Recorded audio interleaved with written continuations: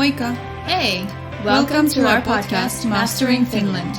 I'm Jean and I'm from California. I'm Petra and I'm from the Czech Republic. We're here to chat about our life in Finland.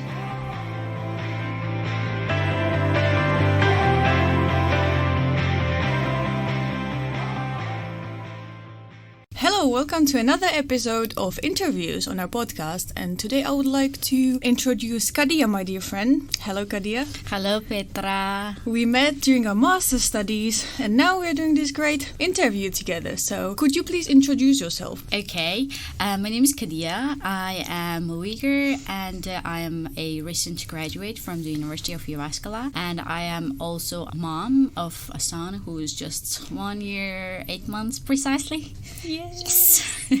Yeah, she's an amazing mom, by the way. Thank you. But let's not start with your son yet. Okay. Let's get to it a bit later. But first question would be, what brought you to Finland? Okay, so it's kind of like a really complicated story that I had a different one compared to others. So we came to Finland 2015 because of my husband's career. Like, he got a PhD position in the University of Jyväskylä. That's why we ended up living in Jyväskylä. So the first year, 2016, I was quite busy with exploring the country since it was first country for me to living abroad, and then kind of like try to socializing with others and knowing places and meeting people, and then kind of like get to know things around me. Makes sense. Yeah. Great. So what did you hear about Finland before you came? Did you have any idea what you should expect? Or what is it about?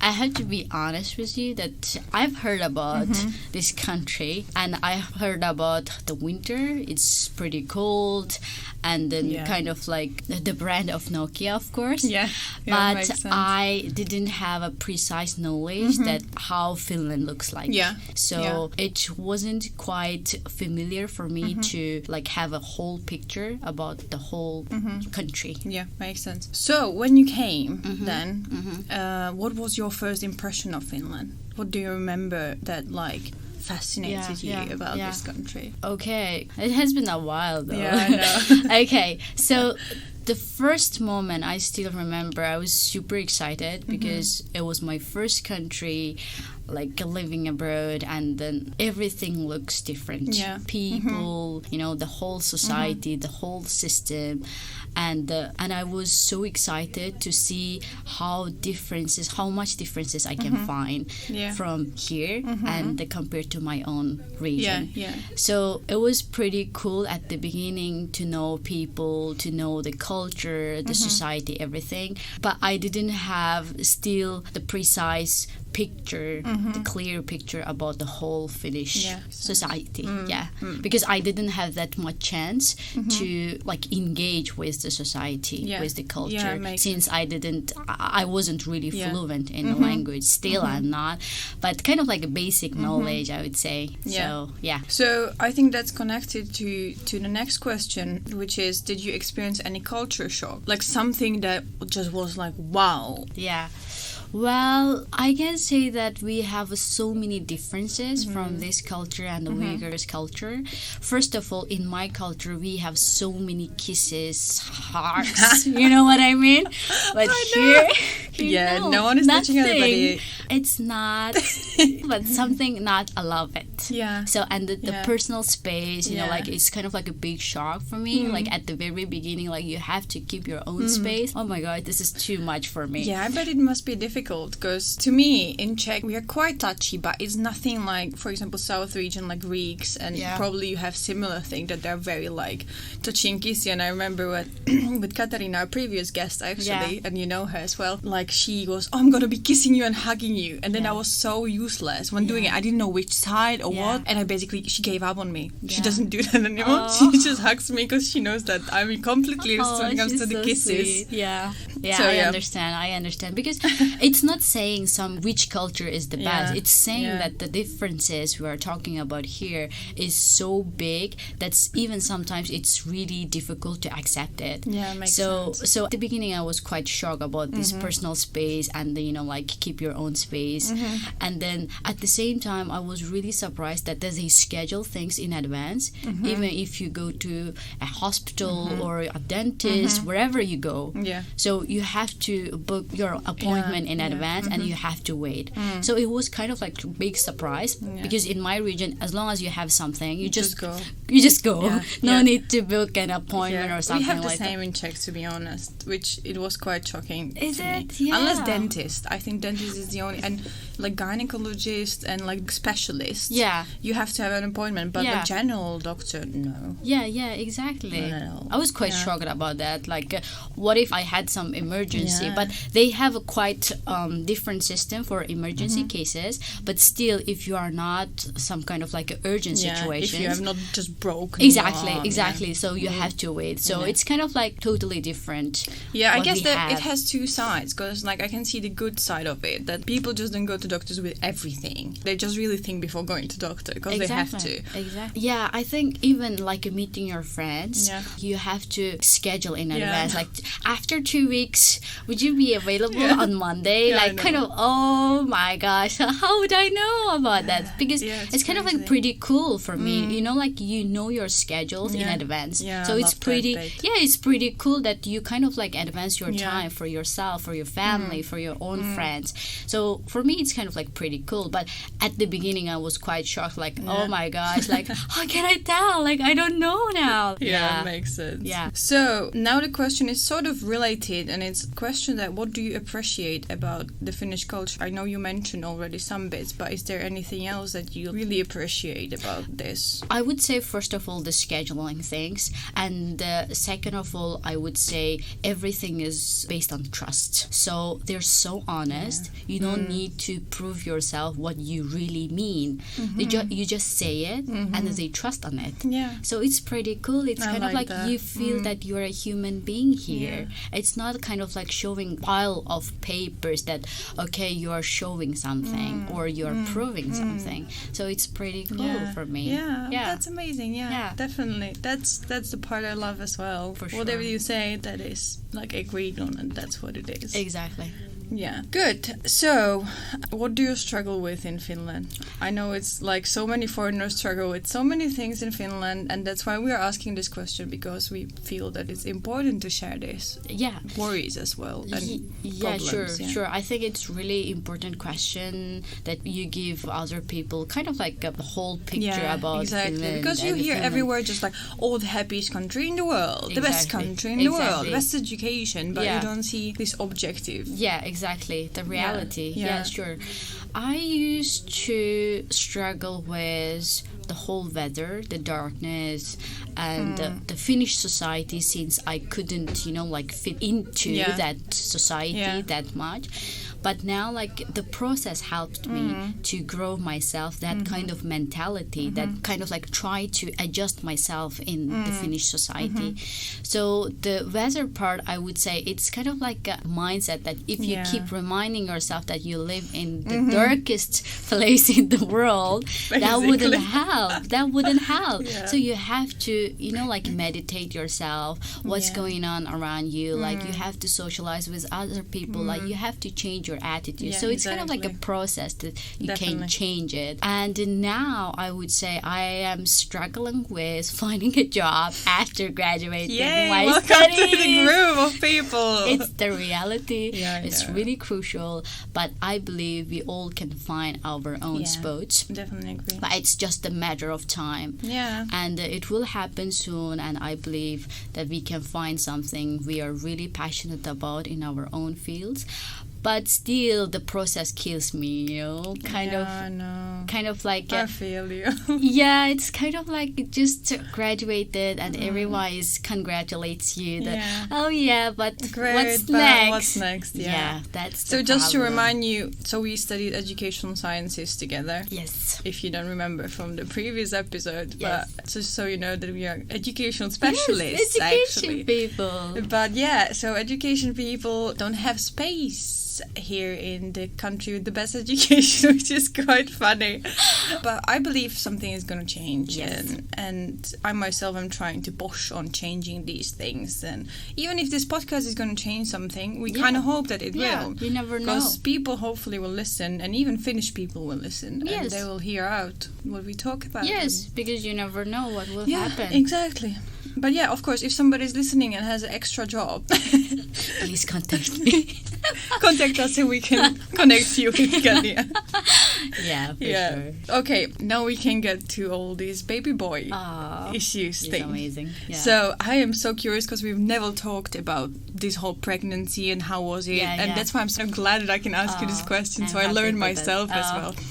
So, how was it to study when you were pregnant? Like, how did you manage the stress and everything? And I remember when you revealed that, and it was, oh my god, everyone was so happy. But at the same time, I was like, wow, you are like super person, because I'm not sure I would manage that. Yeah. So, how was it? What was the biggest struggle and everything? I would say the whole pregnancy process was really stressful for me, since I didn't have any helpers here, take care of myself, like kind of like my child and my family, like everything has to be done by myself. Yeah, because there's no grandparents.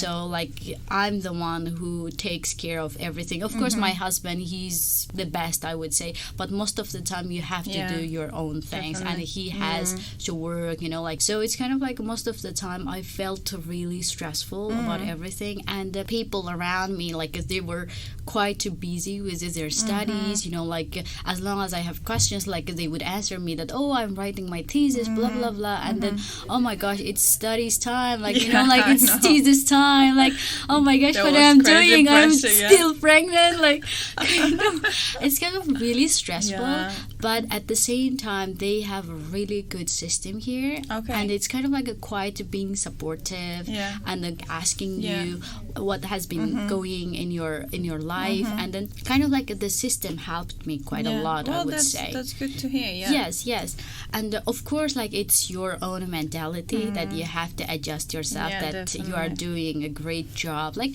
kind of like what I've done the most, I would say, self-talking to myself, like I have to convince myself what I'm doing, so I have to keep the balance between two things, what I'm doing, so it's kind of more psychological game that I have been doing so far. Yeah, makes sense. So yeah, but at the beginning it was really stressful, but now everything works quite well, and since he's a toddler now, he can manage his own things, and then I can kind of like focus on my own things as well. That's good. Yeah. So how was it with the like hospital appointments? How often are the appointments? Do you remember, or like is there like annual checkups, and how does it work? Yeah. So the day that you found out you're pregnant, kind of like they keep contact with you from the very first day. Yeah. So it's like they have a regular checkup in the first trimester, and from the second trimester they have more regular ones, and then kind of like you have a specific midwife to talk about your own feelings and physical and emotional, all things. So it's kind of like a midwife, but at the same time it's a therapist. Yeah, cool. So, but for me it didn't really help at the beginning because of the language. So did they speak English? They speak English, but some terms that they couldn't express that well. You know what I mean? So kind of my midwife, she was amazing. She explained everything in a good way. Like she tried to manage everything for me, like helped me a lot, but still some kind of like difficulties that I can still feel it. So I would say the whole system helped me a lot, and the regular checkups every month, and then the last trimester it was the most, I would say. And then during my pregnancy I got the maternity package, which is really well known in Finland. So can you tell people what it looks like? It is a package, includes everything. I mean everything. It's amazing. It's from this the big winter. box, right? It's a big box, and many people they use the big box as a crib for the baby, because for new parents at the very beginning, especially, you don't have that much time to go shopping with your newborn and baby. also money probably, because everything costs crazy money. Yes, exactly. And you don't have time and energy. That's the problem. And they provided that package. The package includes everything: the winter clothes, from the clothes to different items, the personal like care items, and the bottles, and everything, and even some stuff for parents as well. Okay. So it's kind of like it includes everything, which is really convenient for new parents. And it's like beautiful really clothes. Yes. And for people who have never heard about that, it's not some second-hand stuff. Everything is new. Everything is so beautiful that you can't believe that someone got it for you. Exactly. And it's just, And then most of the time, even I would say, like, for foreigners, we don't know where to buy things in other countries. So that package would help you to cover everything. So it's more supportive, I would say. So another question is, did you have any specific wishes for your birth giving? Yeah, it was quite tricky because my boy was in the bridge position, so I couldn't, or I wasn't able to give the natural birth, even though I was eager to give the natural birth. So at the beginning, I was encouraged to give or to have the C-section, but I didn't really want to, because at the very beginning, or the first child, I don't want to as a kind of like at the operation, you know. So I kind of like insisted that I should try have a go on the natural birth, but since the baby was in the bridge position and it would be a danger for my health, so I was kind of like suggested to the C-section. So really huge decision for me, to us, I mean for my husband as well, but it's good for us, and of course. It's for the safety of you and your baby. Sure. At the first thing, so that's the most important. Exactly. And the doctors, I still remember, they recommended that, okay, you have to think about, this would be good, but you have to think about it's your own choice. So they never kind of like push you to choose that. It's kind of like your responsibility, it's your decision, whatever you make, we kind of like fully support and respect your choice. Yeah, that's which is amazing. Really amazing. That is. They don't think about the money stuff, you know, like the operation would earn a lot of money for them, but no, they just being supportive for my decision. So you mentioned the money. So did you have to pay anything during the checkups and until the pregnancy bit? No, because my residence permit goes with A. Okay. So kind of like if you have a residence permit, or let's say the permanent residence permit, it's kind of like your status would be similar. So you have basically Kela card. Kela card. Yeah, which is the like insurance card in Finland. Social security. Yes. Yeah. That one. So that covers everything. Yeah. So for regular checkups and even for the operation, I didn't cost anything. Anything. Only for the living in the hospital for 4 days, I would say, after the operation, that you have to stay there for observation, everything. So that costs kind of like 200 or 300. Yeah, makes sense, because there's also food and stuff. Yes, after operation, like. So okay, so now you managed the birth giving and everything went well. Luckily, good job, Kadiya. You did it. You. And now you were a mom, and you were still a student, though. Yeah. So how were you doing it? I have no clue. You know, I thought, when she was being pregnant, it must have been really difficult. But then when you got your baby boy, and I was like, oh my God. I was myself struggling, and then you had another human being to take care of. Yeah. Not speaking about your husband as another human being, but like second child. Yeah, especially this tiny little thing that it's part of you in a way, and you just have to have it everywhere with you, and this is just it. How was it? I would say it was extremely difficult at the beginning, especially the first year. Yeah.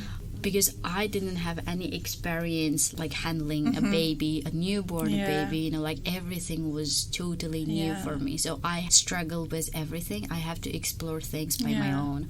So it was really challenging at the beginning, but the process teaches me how to be strong, how to be brave, and how to be bold. So I learned it, or at least I have experienced how things go, how I should manage things at the same time. So I'm pretty good at multitasking skills. Good job.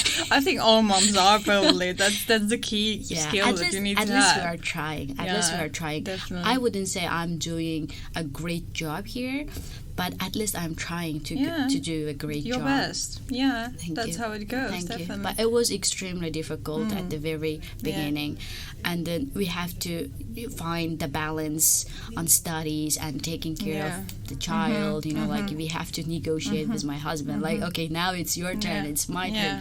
We're like doing great. But at the same time, we think that we might not do something really in a good level, I would say. Oh, really? It's kind of like you never satisfy what you're doing. But I'm really grateful for my son, and he's adorable. He's amazing. He's quite independent. He knows how to play. Like, it's kind of like a really uplifting experience for us. Yeah, it's amazing. I mean, you know, good job, really. You're doing a great job. Thank you. Okay, I know we mentioned that you're looking for a job, but what else are you doing right now? Are you working on some projects, or what are you doing when you're not being mom? Let's say it this way. Thank you for clarifying that. I am working on my resolution project that's been going on from last year. Yeah, so could you tell a bit like what it is? How did it sure. How did it happen? It's kind of like a weird thing that I do that I never done before. It's amazing. It's amazing. Thank you. So it's kind of like a resolution project, include different themes in each month that I wanted to achieve. So far I have done so many weird things and I quite enjoyed it. And for this year's like 2020, I wanted to split my monthly resolution project as a weekly resolution project. Oh my god! So it goes with weeks. It's more challenging. Oh my I know. God. You are insane. I know. I like challenges. I know. I'm not capable of even getting out of the bed, but you know, just today I had a problem to get out of the bed at 8:30, people, and she's just, every week I have different resolution. I'm keeping it up. Oh my god! I kind of like challenging. Yeah. Like, good. So what's this week's resolution then? For this week, I'm working on a early childhood book, kind of like talking about how like early childhood education works in Finland and in other countries. Like it's kind of like doing different kind of like projects in a book. So I want to summarize the book and I want to learn about early childhood education. And at the same time, I'm reading a book and I wanted to finish in this week, so kind of like a reading book challenge, I would say. Wow. Nice. And I'm also taking online course. It was from January since we moved to Helsinki quite recently, and I didn't have that much time to arrange everything. So my online course is still going on. And so what is the online course about? It's about entrepreneurship, how to make a startup company, and it's kind of like a mindset that really cool. Yeah, get familiar with how to do things in here and how you get funding. Is it the one from Aalto University? Exactly. Yeah, yes, I also started taking it, but then I kind of put it on pause, and I should get back to it. Exactly that one. But it's amazing. It's for free. I can maybe add the link to this podcast episode so people can please see. Do. Yeah, because really it's for amazing. free. Yes, it's really amazing. Yeah, Aalto University did it, and it looks really cool. And why not? It's for free, and learn a bit about startup entrepreneurship in Finland. Yeah, really cool. And then if you achieve like 70% successfully, you will get some kind of like paper, I would say, certificate really cool. I had no something. idea. Oh my god! So that's why I push myself that I have to achieve this. It's kind of like skill that I really want to learn. Definitely. But I don't know whether I can achieve achieve it or not, but I'll try. I mean, you can. Okay, so also I would like to mention that you have a blog. Yes, I have a blogger about education. Yes. So, except my resolution project, everything, and I'm also doing a blog in the field of education. We'll provide a link to that so we can read all the great, amazing posts that she's written. Thank you. Yeah. So it's about the education system in Finland, since it's really famous in all the world, I would say. So Finnish education system, the curriculum reform, and the teaching practice, and the different teacher training things. So it's quite like a different posts coming from my own experience, what I have seen in different places. So far I have done 2 types of internships, so it's kind of like coming from my own experiences, of course, other experience in different regions. So it's kind of like trying to find things out here. Yeah, makes sense. So okay, so if you could choose and pick the most suitable job for you, what would it be then? Would it be a teacher? I wouldn't say teacher would be my case, since I have been a teacher in my own region and in here, like as doing kind of like my internship. But the problem is in education that I have seen so far, it's not about the teaching teacher stuff, it's about the concept of education, how you value about the concept of education, how you recognize the concept of education. So it's kind of like recreating the concept of education and spread the energy to others. We have to get familiar with the correct concept of education and the curriculum change, like why we have to reform all the curriculum that we already have. Because the society is ever changing, so everything is connected. That's amazing. So that's why I'm doing a blog. Also, I would like to grow personal skills and the professional skills, and I also want to become a lifelong learner, because it's not talking about the education, it's also about your own skills, what kind of mentality, what kind of attitude you have for the society, for your own life, I would say. So this is what I'm doing now. Yeah, and that sounds amazing, because lifelong learning is now, especially in Finland, a big deal. And it's really important, in my own opinion as well. And that's why I'm doing this little project, because it's learning. I had to learn with like Audacity and all the technology and editing, and it's sometimes I'm struggling, sometimes it's fine, sometimes technology fails. But that's how you learn, isn't it? Exactly. What can you do? Mistakes happen, and that's how you learn. That's what you'll remember until next time. Exactly, because I do believe the value of you have to experience things first. From experience, you have to experiment things, and from experiment you learn things. This is the process of learning. Without experimenting, without experiencing, you couldn't get anything. Exactly. So this is the mindset that I have. So amazing. Thank you. Really. I want to work on it. I mean, I wish everybody was like she is. I wish I was like you are. Because I'm a bit like, no, you're trying my best. You're doing the best job here. Well, then let's get to the last question, and it's like, knowing what you know now, what would you tell your past self at the moment you were coming here? What to expect, what to be careful about, how to deal with things that you've learned how to deal with. But if you could share it back to the past self, what would you say? Yeah, it's a pretty good question that you mentioned it. I kind of recommend myself, my young self, version of self, I would say, try not to generalize things in advance. Oh, I'm going somewhere, like, oh yeah, people like this, like we're pretty good at generalizing and the kind of validating other people's values. So I don't want to generalize things in advance. So I want to learn, I want to experience things, I want to get my own knowledge from my own experience.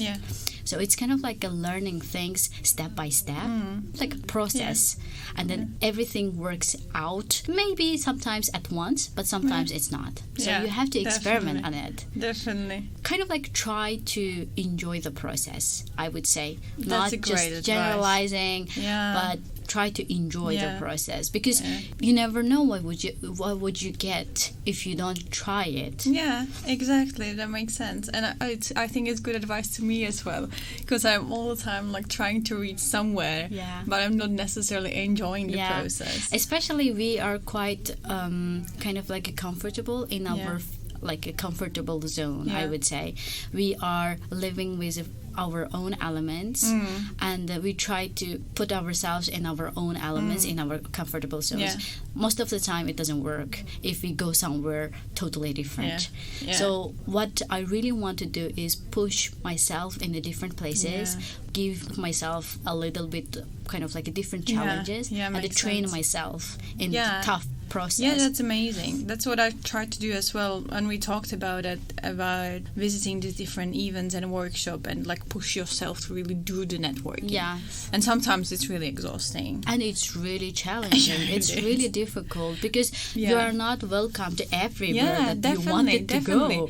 And sometimes I pull this awkward face by myself, and then I can't like get over it, and I'm there in a room of people, and I'm just not willing to do anything. I'm just not willing to socialize. I'm scared, closed, and this is it. And then I'm talking to myself. And then I'm talking to myself and then be like, come on, Petra, come on, just do it. Like, you can do it. It's not a big deal. And then I'm hoping to, find contact with somebody. But I remember I did exactly that when we had this first ever meeting for my master's degree. And I came there by myself because I didn't know anybody by the time yet. And I genuinely stood there and I was there by myself the whole time. Because I just was not like willing to really discuss with anybody. I think it's easy to say for me, like, I push a lot of challenges to myself. Like, it's easy to say, but sometimes even I feel that, oh my gosh, it's too much. Like, and why would I stand here? Like, I should go. Like, but I think that's normal. And I think it's pretty normal. And it's, I think, safe to say that everybody has experienced it. 100%. Okay, it was amazing to chat to you today. Thank you very much for coming. Thank you for having me today. You sound so settled and like safe and relaxed, and it's amazing. It's amazing vibe, nice and I believe that you got it as well. Thank you very much. And thank you for listening, people, and see you next Monday. Okay, thank you. Bye bye.